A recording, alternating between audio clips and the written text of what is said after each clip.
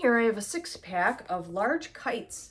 So this is going to be fun. These were sent to me so I could try them out. Wow, that is very compact. So here's what they all look like straight from the box. Nice and compact and easy to store for when you're ready.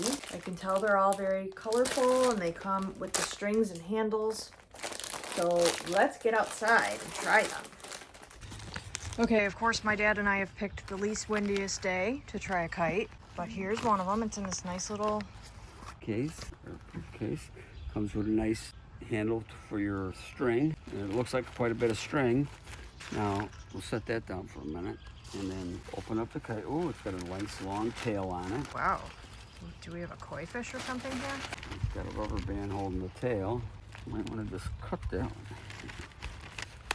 There we go. Keep those claws away. Tober's trying to help. We're getting a little wind, maybe. Boy. Long tail. Yeah, when the wind gets in there, it'll like puff it up. Yeah.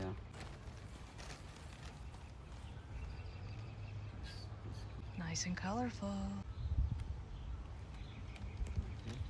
Got the string. You have a nice hook on the string, which is like a safety hook. It straps in. So if you get the center of your string, The kite string.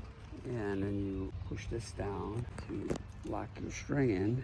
Now, if we had some wind, we could make it fly. Kites are made for wind. Yes. If we don't get enough wind, we're not going to get any lift. Yeah, we'll have to try it on a windy day. Yeah.